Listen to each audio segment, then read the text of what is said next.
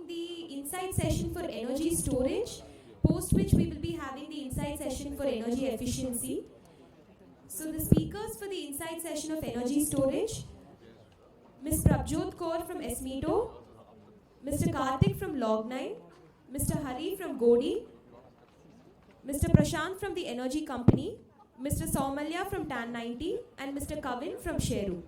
The moderator for the session would be Ms. Priya from Tia Ventures.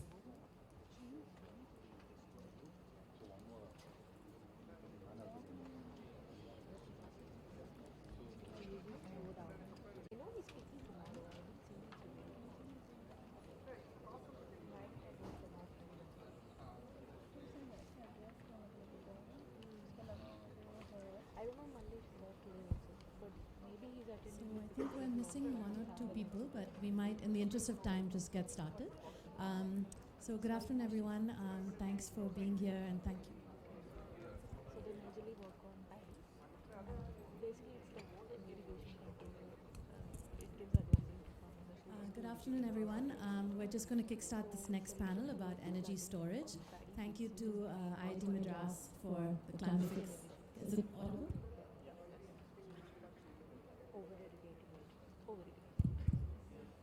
Great. We're just going to kick off the next panel on energy storage. Thank you to IIT Madras and the CLIMAFIX conference for having us here. My name is Priya Shah. I run Tia Ventures, which is a climate tech seed stage fund.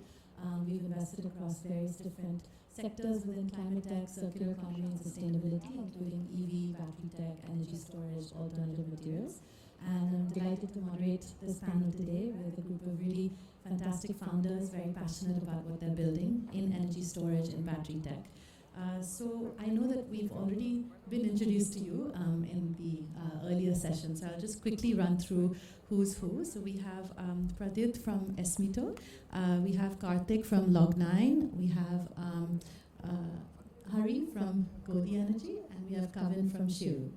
And just as a quick summary, Esmito is a battery swapping energy as a service company which has built a battery analytics platform, smart battery and battery management system. Log9 is a nanotechnology company which manufactures electric vehicle cells and battery packs using graphene cells for batteries. And Sheru is building an energy storage cloud as a vehicle-to-grid virtual energy storage over its battery swapping infrastructure to help power utilities receive stored energy.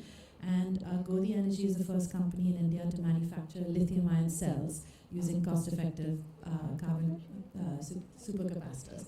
And then we also have Somalia. Hi, Somalia from TAN90, which is a energy efficiency cold storage system powered by a thermal battery. So thank you to you all for being here. I wanted to sort of get an understanding of all of your perspectives from your unique perspectives that you might have in your industries on what we actually think of as a battery in the EV vehicles. So as the EV landscape is really sort of heating up, we have huge growth in the EV startup ecosystem, as well as all the incumbent players like OEMs who are essentially manufacturing vehicles, developing charging infrastructure, and then complying with the commercial fleets, the mandates on commercial fleets to go electric. Just wanted to ask your thoughts on how important is it for stakeholders to have access to reliable, functional, and stable batteries?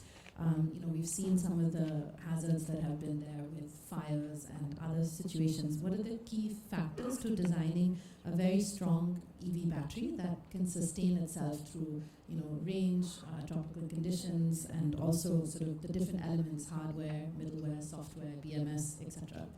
So perhaps we can start with you. Thank you. To the question, I'll start with what we have been doing on the grid side of it as the energy storage. So since you asked that how reliable it is, I think this is the backbone to everything that we do. We talk about storage or we talk about mobility, that becomes the backbone, the battery. So the reliability is crucial. Without this, we cannot really run. And if it comes to the business, then obviously this is one thing that can make or break a business. So talking about my experience, we started on batteries about 10 years back, and for about 4 or 5 years I was working on microgrids, small grids, nano grids, We developed some innovative technology to powerhouses, so those were off-grid homes. We worked on microgrids. We powered almost about 50,000 homes, where I was the key enabler in doing that in about 11 states, and then powered a couple of islands that were running on diesel. So reliability of batteries was the key factor that actually motivated me that we need to do something ourselves in India for our societies, and that is where it was a kickstart to my journey as well to Esmeto. So that was a very, very big pain point, seeing that the batteries were failing, seeing that the batteries were not lasting longer, and also that even though other countries were moving way ahead. I mean, we are about a decade and a half behind if we talk about our technologies on the batteries and the systems that we have right now in place. It was really very painful to see that we do not have a good, reliable battery management system which could not only manage the cells and say that the lives would be protected, so on and so forth, but also gives us an idea on what is happening. What is the age of the battery? Is it safe to operate? Should we continue using it or retire it? Or what should be the next use factor of that battery? So from that point of view, that becomes really a very big pain point, and that is a cruciality or really the backbone of everything that we work on. So the reliability, of course, becomes very, very important. Yeah, please go ahead, Hari. So I just want to add, on the reliability part, a very small thing.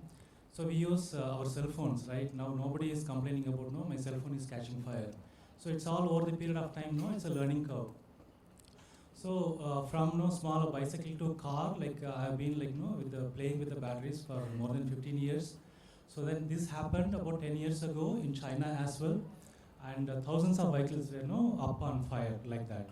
So it is a journey that we also need to undergo. Here the only thing is as you mentioned about a good quality BMS, not only that, we all know that all these cells are managed externally through the electronics. But it's not only the BMS and also the charger. So we have to build a communication between the charger onto the battery, so that even there is any issue with the battery, the charger takes care of it. So this is how it has been, all the companies really they have mastered that art. And if even in India now, there are so many companies, they are really doing well with respect to the chargers, the safety aspects and all these things. With that, I think we can come over this problem, and certainly we'll really do well. Many companies are doing good. Yeah. Thanks, Hari. What about you, Karthik? What from Log9's perspective, how have you designed the cells to? So if you ask me reliability, it's just not safety. If you see the adoption of EVs, majorly today also is happening, bigger chunk of it in the logistics sector, commercial EVs, and that's a no-brainer. Economically, it makes much more sense to drive that EV. So it's not just the vehicle or the battery that has to deliver safety, it also has to deliver uptime. One of the major reasons why a lot of people had burnt bridges or burnt fingers with EVs when they tried and then they stepped back was because the experience was not at all good in terms of uptime of the vehicle. That's where a lot of things in the whole tech stack become very important. It first goes from the vehicle itself to the BMS, which all of us know is the brain overall inside the battery. The way you design the electrical architecture of the battery, which means the fuses, the MCBs, the switches, etc., the safety walls that you call, and then fundamentally the heart of the battery, which is the chemistry. The cell plays a major role that if something goes wrong, how do you prevent propagation of that fire, etc., whatever happens. If you see today, a lot of fire might not even happen because of the battery. It might happen just because the dealership had a wrong starting point. That fire, once it starts spreading, your complete vehicle panels, etc., can catch the fire very easily, the seat covers, etc. How does the cell perform or make sure that that fire doesn't increase or the propagation doesn't happen, which majorly boils down to the chemistry of the cell. So that's on the safety front. On the uptime front, even if you design a very good battery from a safety perspective, there are huge chances that the battery will fail in the road for multiple reasons, disbalancing, cutoffs, etc. how do you, and that's I think that most of the players in the EV or the battery segment has seen in the last 4 5 years and have been improving it on a daily basis. But that's where the key value proposition of an EV comes in, when you say, okay, on a TCO basis it's cheaper, but then does it deliver the equal number of kilometers it has to every day? You can make a vehicle which is what, 0.5, 0.6 rupees per kilometer, but that doesn't deliver 150 kilometers on a daily basis. And the moment you are pushing the boundaries of that application by bringing in fast charging, swapping, etc., a lot of business models around it, is the technology also scaling up with reliability, with those boundaries that are getting pushed? Thanks a lot, Karthik. That was very helpful to understand. So just wanted to also introduce Prashant from the energy company, who's also on the panel today. So any thoughts from you, Prashant, Kavin, or Somalia, just about the important factors when actually designing batteries, reliability, functionality, uptime, as was mentioned earlier, and any sort of thoughts that we should have in evolving the EV ecosystem to help us catch up with the West, the kind of technological advancements that they have on batteries. Any sort of lessons?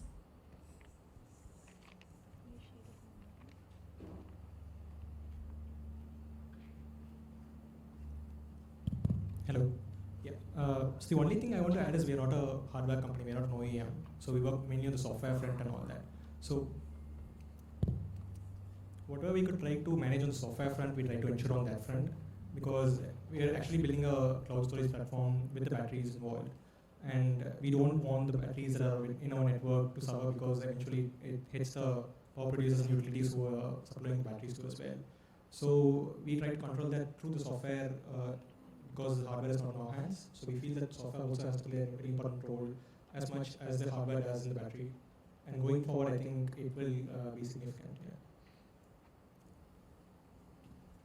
Sure. So primarily, so as you told, so basically a battery is basically a chemical or chemistry which is happening between two basically reaction which is happening. So what we basically work on is primarily on the thermal battery segment, in which battery is anything which can store energy. So primarily we work on thermal energy storage, thermal energy applications, which are primarily categorized as phase change material (PCM), and these are passive coolants. And we see, one of the major factors of thermal runaways in batteries is basically the improper dissipation of energy or heat energy, right? So, is there a way to couple PCMs with the cooling of the batteries? Is there a way to form a hybrid structure in which we can store the excess energy that is being formed due to the battery heating up, and then you release it during the off time, basically the peak shifting, it can be happen in that case. But this is a very, the battery technology by itself is at a very nascent stage, and coupling it with another technology which is also in nascent stage is very risky. But having said that, if there is a way to because if let's take the example of electric bikes or your electric flying taxis, for example, right? So the amount of power that is needed during the initial phase and the way in which the air is circulated around the battery is inverse proportional. So we have to have a way in which you can do the thermal management in that case. So we are basically trying to work on this thermal management space. We play around with phase change materials. Primarily, we are in the cold chain space right now. But being PCM is being a platform technology, there is a possibility to integrate into batteries and increase the reliability. This is something that we can really look out for. Great, thanks, Somalia. Also, from your perspective, Prashant, you have a battery-enabled SaaS platform, to monitor essentially the second life usage of the batteries and control. How important are all of these different facets, reliability, uptime, in battery management? Yeah. So I am Prashant. I got late. Yeah. So a lot of points are already covered on safety, fast charging, how do we manage the thermal aspects and all those things. So those are all remain same. We approach safety or fast charging in a 3-step process where the mechanical part, how you integrate or manage the cells mechanically in the system. That becomes your thermal base of the system. That gives you the flexibility of how much you can push the current or do all those kind of things. The BMS acts as a control and measure layer where its job is to just keep measuring what is happening inside the cell, not as a chemical reaction, but more on the voltage and current side of things. Because cells, in a way, are generally dumb source of energy. You need to understand what is happening inside them. And then there's a algorithm part, which is the software part, where whatever BMS has measured, there are some algorithms deployed on the BMS itself, which can take actions at that time, be it to do fast charging, which we already do, or be it to personalize charging profiles. So for example, if I ride a vehicle, or you ride a vehicle, or there are multiple people who ride a vehicle, electric vehicle, right? Everyone's usage is different. Everyone's usage is also different if it is ridden in a Chennai environment, Bangalore or Delhi environment. So the similar charging profile cannot work in all the scenarios, and hence the system has to be smart enough to take into account these kind of things as well. That is where our SaaS part comes in. What we do is that we keep sending heaps and heaps of data over the cloud, and over the cloud we have a digital twin system. What it does is it understands what has happened across a month, across 2 months. The better it has, the more it has data, the better the predictions. What we do is we personalize the charging experience for individual people, depending on where they are and all those things. Now, what that does is that it always strikes a balance between performance and life cycle. Someone might not even need fast charging in 30 minutes, for example. Some people are okay with one hour, but they have to be incentivized for that whenever they are selling the battery in the second life, because they manage the batteries really well, right? So that's what we are trying to do, that depending on how the battery has aged, we define a rating system to it, so that whenever they are about to get retired, they can demand a fair market price on that. Because that is something which is missing today. They are just traded on a static value, and there are obvious reasons to it, because no one understands what is the second life market value of these batteries and all those things. So in a nutshell, reliability, safety, and performance have to be optimized and personalized to everyone. So that's what we need to do. Oh, very valid point. Thanks a lot, Prashant. And I'd love to pick up on the second life battery piece, but we'll do that in a bit. The next sort of big picture question that I wanted to ask our panelists is about. Sorry, there's another mic. Another question I wanted to ask our panelists is just batteries beyond the usage of EVs. So looking at stationary storage, for example. So, batteries currently are also being used as clean energy storage for the grid. Currently, we are using, coal and diesel generators, which are obviously fossil fuel oriented, but we're looking at essentially moving towards clean energy storage for distributed energy resources. So the idea is, how can batteries actually play this role? How close are we in India to kind of reaching a battery actually supplementing the grid, and times where the grid is actually lower on consumption or off-peak hours and there's lack of grid stability? How far can batteries actually play that role in stabilizing the grid?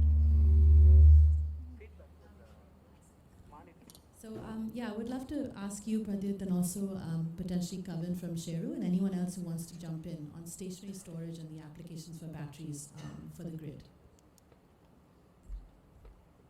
You want to go first? Okay, sure. So I think that batteries have been there forever. I mean, you talk about any instrument, we have our laptops, we have our phones, we have our devices, our watches. You talk about any electronic device, now it is backed up with the power, right? So we see batteries everywhere. Now, these batteries, even though we are talking about batteries now, it is not that we are talking or using batteries here, or India was not producing the batteries. So we have lead acid batteries, we have flow batteries and other batteries that have been, especially lead acid batteries, we consider, almost about 6 to 7 decades that we are producing it.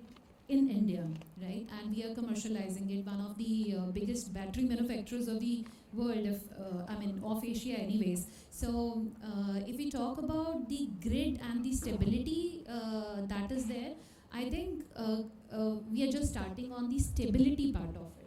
As backup power we have been using, all of us have UPS and inverters at our home. So for private grids, or you say the home grids, small grids, there we have already been using it. But if we talk about our main grids and backup for stabilization purposes, I think that the journey has just begun. If we talk about standalone grids that have been done on renewables, then that renewables especially cannot run without the batteries. So you need to have batteries to have the stability for the power production, for the voltage stability, etc., for it to be given to the load on a regulated power supply basis. You need to have the batteries. But onto the grid, especially when we say that you want to take an advantage of the time of day metering, let's say, that you save on the energy during the peak time, do not consume it, recharge your batteries and keep it there and use it when there is a shortage, right? So that kind of an application is what would bring grid at really interesting levels of play, where you can actually see that what economically also makes sense apart from giving you 24/7 electricity. So many advantages, but if we talk about gaining or getting gains out of this advantage, this is not only the readiness of batteries that is needed, this is also the readiness of the grid side that it needs to be available. TOD is not yet applicable. We do not have adaptive or flexible rates that you can fine tune your system with, or your storage to be up and down and all that. But probably at a larger scale it will be starting. The pilots are going on. Many service providers have started to operate on that. Thanks a lot, Praditya. And I think you brought up a good point on the pilots. A lot of the power utilities like Tata Power, for example, and others. And with the TOD, obviously not applying to consumer, but applying to large, greater than 1 megawatt. Yeah. So that's quite interesting. Karthik, any thoughts? So if you ask me, to be honest, batteries for grid stabilization definitely makes sense, peak shavings, etc. But commercially, it is still very difficult to use one cycle per day of a battery and then design a system along with solar for a 15-year period. And very basic maths.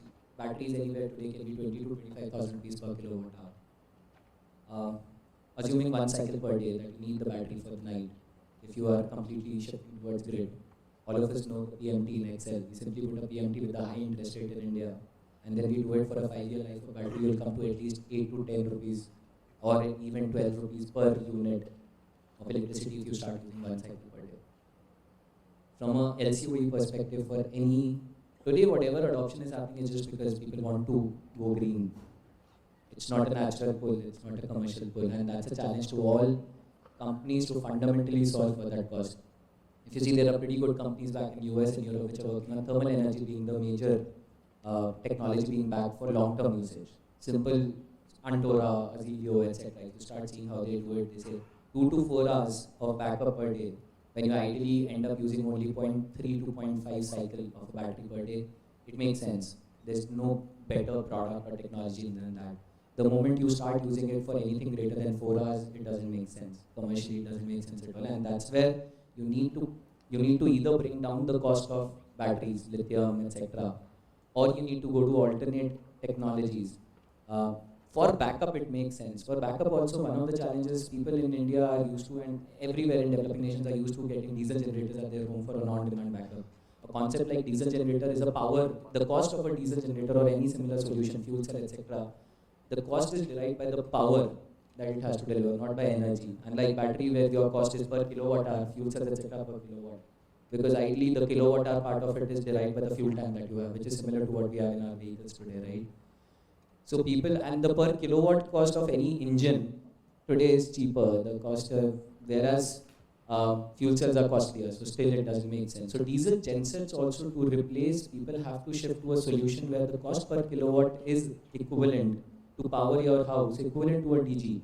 And the per kilowatt hour of how much hours of backup you require, it has to store into something which is not as costly as $150 to $200 per kilowatt hour, which today batteries are. if I have to switch the complete system to only a battery-driven solution at home, I will have to end up oversizing my solution for the peak backup that I will require on a per kilowatt hour basis. So 10 hours of backup for a 3 kilowatt home is close to 30 kilowatt hour of solution, which is a $3,600 odd dollar spent on a backup. So that's oversizing. When do we actually get 10 hours sort of backup requirement? So batteries, the cost has to come down to become the go-to solution for long-term backup, or so for solar plus battery being a complete off-grid solution, the cost has to come down, or alternate technologies have to come down. Those are very fair points. Thanks, Karthik. Thank you, Karthik. I think you touched upon a lot of things. As he mentioned, based on different the hours requirements, we have different type of batteries that is going to be powering these devices, these applications. Wherein again that total cost of ownership, that is what is the one that is designing the factor. Wherein if you see even for the longer hours, even the lead acid batteries are still better. And probably you maybe heard about a company called there is a product called Ultra Battery. That is Furukawa and Eastman. They did so many years ago. It is nothing but a lead acid battery. One electrode of a lead acid battery has been replaced with a capacitor electrode. So that's wonderful. And that it's on huge demand. The product has been booked a few years before only like that. So it is like that. Just what I want to mention is, for example, now if you see how the world is looking at for these kind of applications, directly if you talk about the grid stability, right now the supercapacitors, that is the one that is addressing it. The moment, when I said supercapacitors in Godi, we are also making the supercapacitors.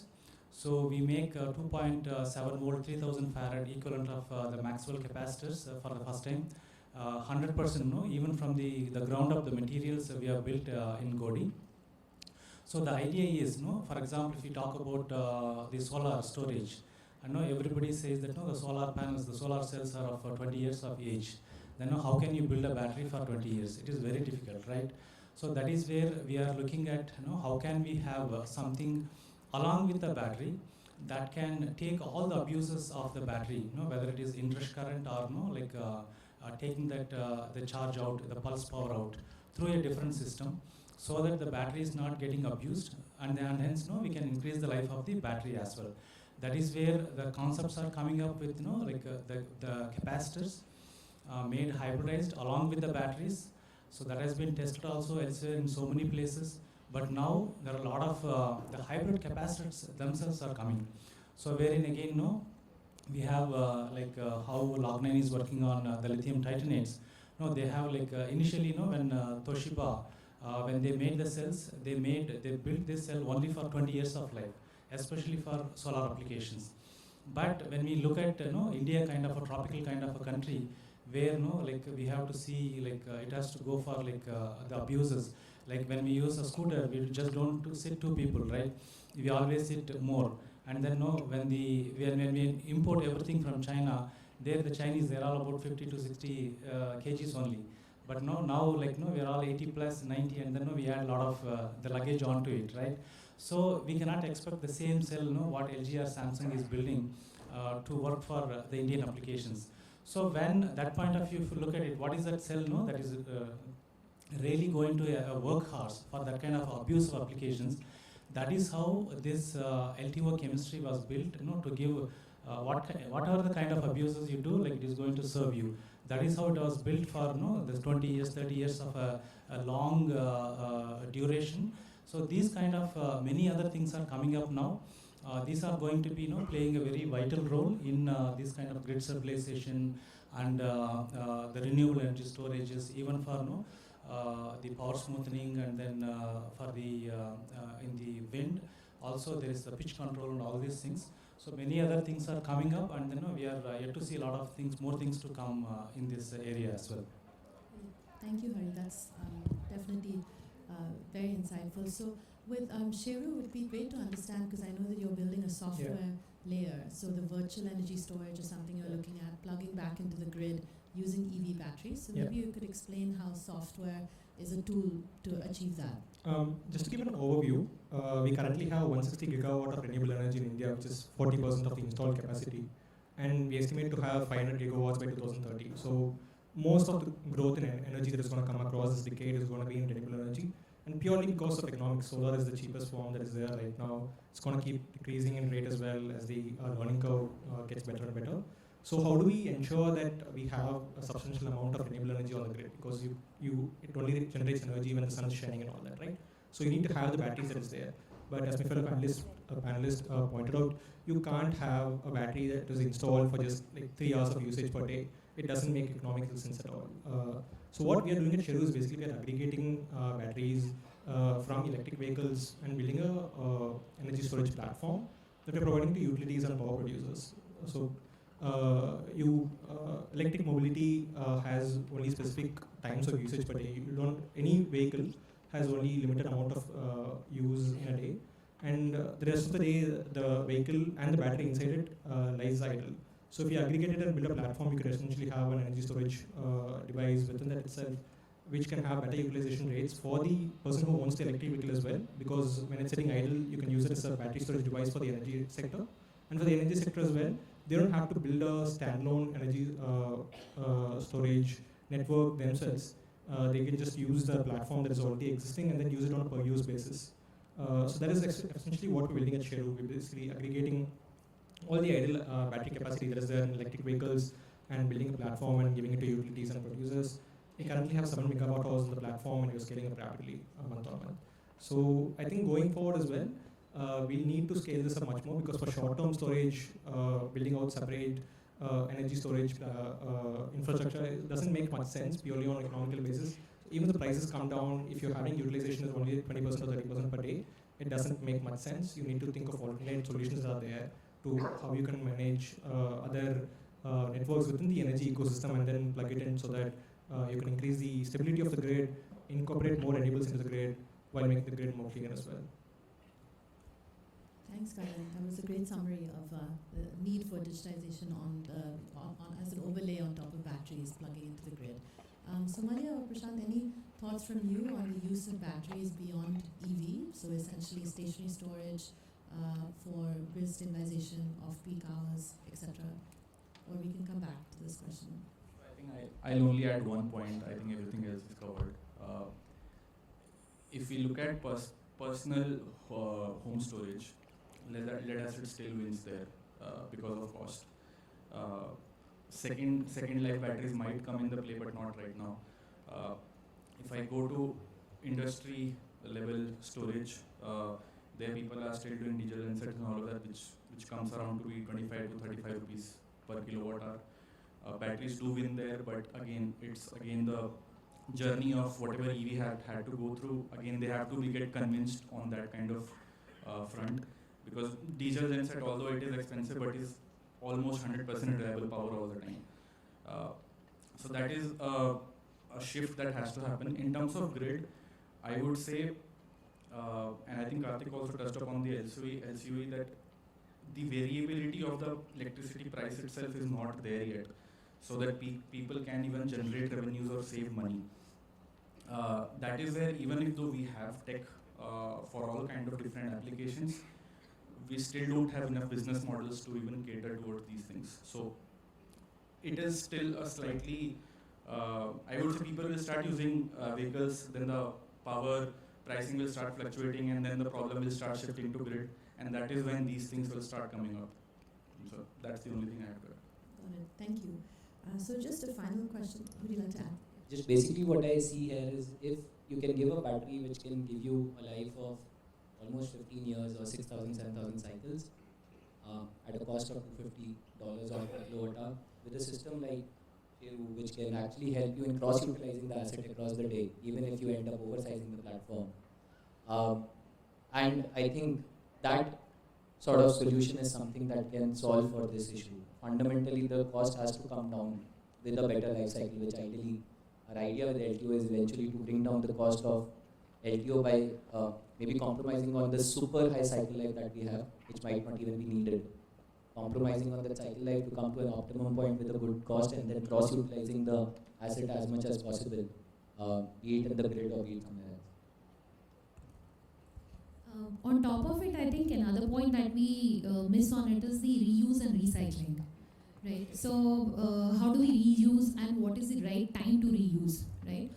Yeah, so the same battery, whatever we are using for vehicles, at the right time, if we take it out and try to use it for grid applications, for backup applications, that is one part of it. And then the second part of it is that towards the end of the life, how best we can utilize the materials that have been used to create those cells. The lithium, how best we can extract out of it, and we have the technologies in India outside, which are proven technologies now. What is not worked out is the commercials for actually accepting the battery, taking the process, and then putting it to it. However, if you look at that, the materials that we get from recycled batteries is better because that was already processed material, and it is cheaper as compared to the material that you get it from the mines.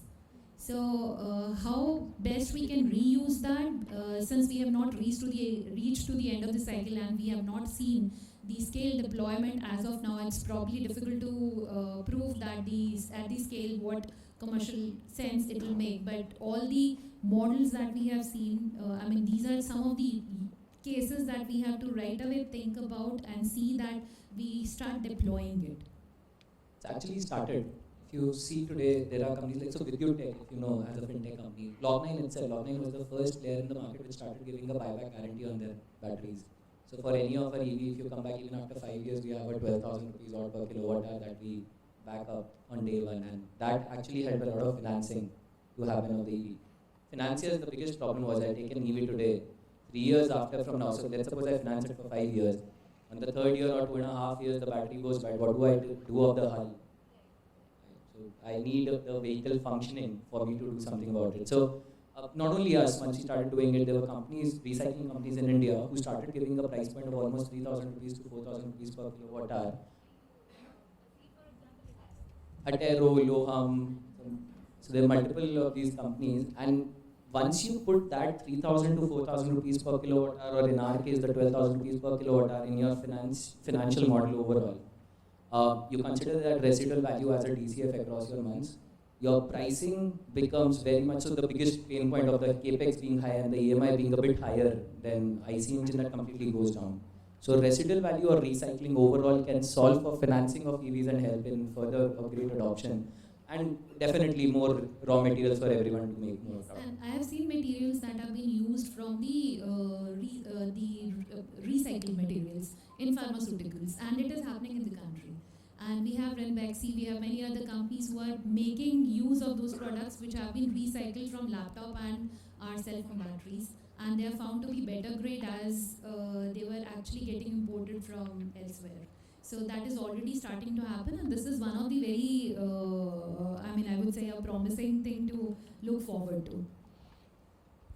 Absolutely, some great perspectives on recycling, reuse of batteries, lowering the cost of actually mining these materials from mines and actually reusing through reverse logistics, etc.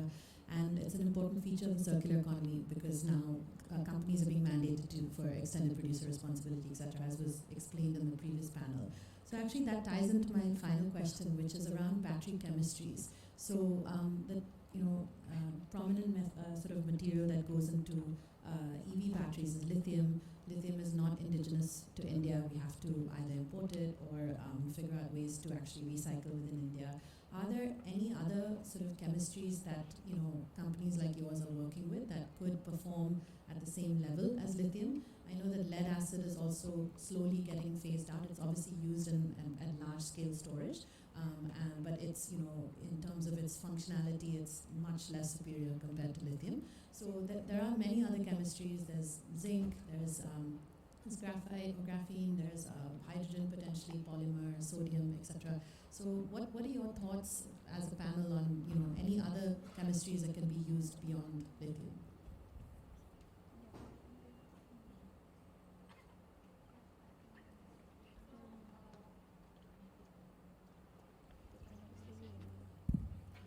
Okay, so though specifically Esmito doesn't deal with the battery chemistries, we deal with the battery management solutions, analytics, and swap solutions. But if we talk about chemistries, you see that there have been a lot many that we keep hearing about, which are non-lithium based chemistries. But essentially, when we look at zinc, as you said, or you say aluminium that is there are, probably feasibility of those without lithium is not there as of today, right? And if we talk about maybe sodium ion, there is feasibility. We talk about sulfur and many other chemistries which are more abundantly available raw materials and and come out to be cheaper. We have seen a few pilots, we hear about success stories, but we also have to see, that's my perspective, we also have to see that what is the maturity level and the uniformity that we need to attain from one production line to another production line. So the success, when we say that we are at a stage when we have found something at the lab level, to take it all the way to commercialization where that product could be used, it's a big journey. And there is no shortcut to it. The hard work and the process that you need to finalize, we cannot skip that, right? What we see the produce on the lithium ion, it is not that it came 2 years back. The journey on lithium ion had started almost about 40 years back, right? And what we see the products today, the mature products today, are the products that are a result of about 25 years back. Their chemistries and everything was kind of proven. And right now, what we see that every day the energy density is increasing. The cost is now reducing as far as the energy density is concerned, right? So there to say that we'll be able to compete with the newer chemistries is a very, very big challenge if somebody is starting now with that chemistry. But if we require, yes, we are in dire need of alternate chemistries. And we have to see that which is the one that can compete with the lithium-ion batteries. We may not replace it, but we would need a good alternate chemistry available. So back in college, I remember there was this professor of mine who used to teach petrochemical. And climate change as a topic came in, 3-4 years. But at that time, if you remember, there were a lot of discussions used to be around that fossil fuels are getting depleted, we don't have enough petrol, etc. It was a different narrative altogether at that time. My professor used to say that, there are 95% fields in the world or reservoirs which are still unexplored. What is a bigger problem to solve? Should we stop crude today and then cut off the complete logistic and automotive segment? Or should we just take our time to find an alternative? So if you ask me on this question, see, lithium is happening. There's no running away from that question. It's happening because either we delay the complete electrification journey or we hop onto something which can scale. So it's already a technology there. There are definitely improvements that can happen in technology, which is happening not only in India, globally, China, etc., US, on design, on chemistries, different chemistries, LFP, LTO, niobium. There are various materials which are coming into picture. What has to happen is that the new or future innovations that have to happen in materials. Let's suppose if I have to go away from lithium, I might bet on sodium. But then it is on those innovators who are developing that material to develop it in a way so that the capex that gets invested today in those lithium-ion lines, for example, either Logna, Godi, whatever money we are putting into setting up those process lines to scale up cell manufacturing, my process almost remains the same. My capex remains the same, and it is on those, and that's how I think the technology will come in. It will not come in a way where the complete capex of millions and billions spent globally on gigafactories going away completely in a jiff because a new chemistry has come into picture which might not depend on lithium. Lithium can be solved for better recycling from various other sources where you can get it. The bigger problem would be at that time to completely write off the capex that will go into setting up these cell lines. So lithium will happen and lithium will go on a scale. Multiple technologies, LFP, LTO, NMC. But then sodium will come in for sure after some time with maybe Reliance's investment in Faradian that further pushes that. But the only thing it has to happen is that our coating machines are winding and winding. Our complete cell line, the capex remains the same. So I think that's how this will shift. Lithium will scale and maybe 5, 6 years, 7 years down the line. Just like you saw in NMC, cobalt going down. In a similar way, lithium will go away or go down and alternate materials will take its place in the same process, in the same manufacturing. Thank you, Karthik. So we are trying to know what is beyond lithium, but in lithium itself is so much is not understood. So more than about 10, 12 types of lithium, wherein a lot of improvements are happening right now. Many of us, we talk, like NLC, NCA, it is not safe, so we are going towards LFP. In LFP itself, LMFP is coming.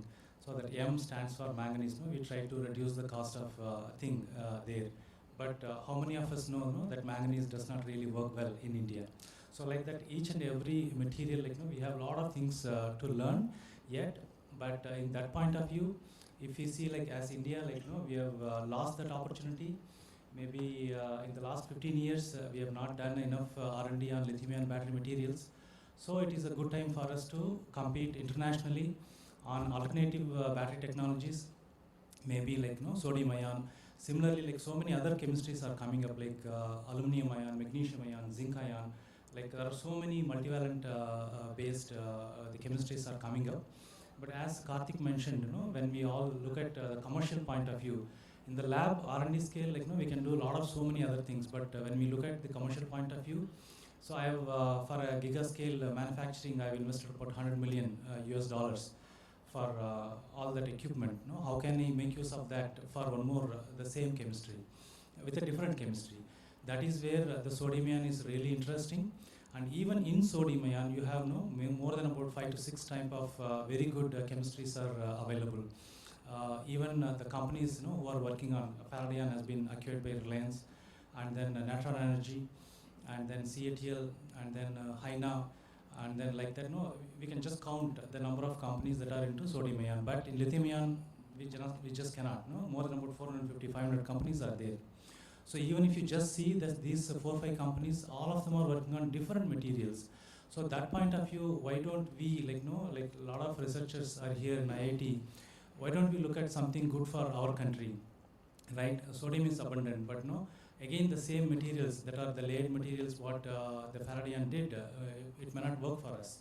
So let us look at what is good for India, and then we can take it further. Again, if you look at something good for India in terms of high temperature or low temperature, high rate and all these things, there are some materials available. There is a company in France, Thiamat, they have come back with a material called the vanadium based. But again, the moment vanadium comes, it is expensive. So that point of view also, we need to look at it, and that way there is enough opportunities for us to still work on. It is a level playing ground, and we would like request investors also to look at all these new things coming up. It is going to play a very big returns in future. I think let us work on it. Thank you. Great, thank you, Hari. Very good inspiration for both students, investors, and other enthusiasts. Any thoughts from your end, Kavan, about alternative chemistries? Just one point to add in addition to what they have said. So one thing that we sort of not discount but overlook is that all these global manufacturers are very price sensitive. So commodity prices increase for these particular elements that are there, and then they try to tinker around with it to juice out how much ever they can, maximize their revenue by decreasing or increasing the particular chemistries that are there. So that is what has been happening over the last few years as well. Technology has been improving as well, but whenever some particular commodity has risen in price very much, they try to tinker it around to lower the thing that's there. So even lithium, we do foresee it declining over this decade, but they will try to juice out as much as possible out of lithium by reducing the by tinkering around with the chemistries in itself. Yeah, I mean, newer chemistries would come in, but like I said, what we have existing with lithium on itself will go on for quite a few years more. Sure. Any sort of final closing comments? Yeah. No, I'll try to, I'm not a chemistry person, so I'll try to bring the user perspective here. So as a EV user or as a mobility user, I'll care about charging time, I'll care about range, I will care about life, at least it has to match the vehicle life, if not more than that. Safety, reliability, and etc. and all these things. So I think whatever chemistry we pick and choose, the end user doesn't really care about it. For the end user, it's the final product that comes. What we need to think, my sense on this is that either there will be super consolidation in terms of lithium-ion batteries, that either LFP beats NMCs in energy density or NMC beats LFP in safety and other things. either that will be the case, or it will be super diversified, where you have individual batteries and individual cells for different kind of use cases. In both the cases, there are trade-offs, mainly to recycling market, because obviously more the cobalt, more the recycling market you have, more the iron, the lesser the recycling market you have. So it remains to be seen what happens as to where the user will start demanding things, and the companies will start following that, rather than the other way around, that we start pushing technologies to the users. Because I mean, if you look at any new product, either it has to be super beneficial that people are ready to pay higher price, or it is super cheap that people neglect lower benefits. I think mobility is on the second one right now. So it remains to be seen as to where this goes in terms of chemistries, but yeah, not to conclude on anything, but I think either it will diversify or consolidate in some sense. So yeah. Well, great comments. And I think this is a good time for us to maybe draw this panel to a close. So just wanted to thank all the fantastic panelists for sharing their really fascinating insights with us, and we really learned a lot for all the non-chemists in the room. This is definitely a good education. So thank you all once again for participating. Thank you.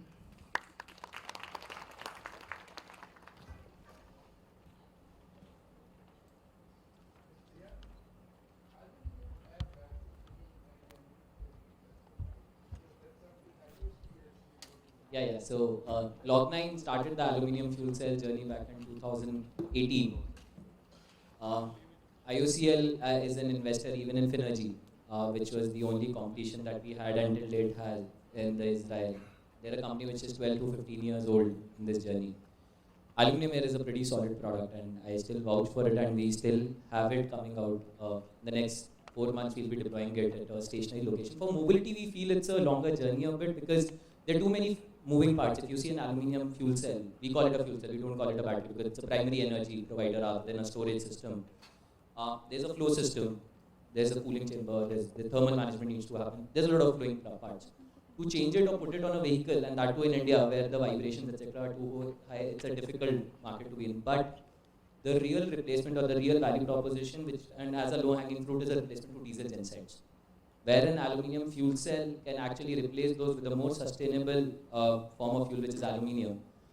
Energy densities can go theoretically anywhere up to 8 kilowatt hour, but practically up to 8 kilowatt hour per kg. But 3 kilowatt hour per kg practically you can reach. We ourselves are approximately 1.8 kilowatt hour per kg from an aluminum perspective.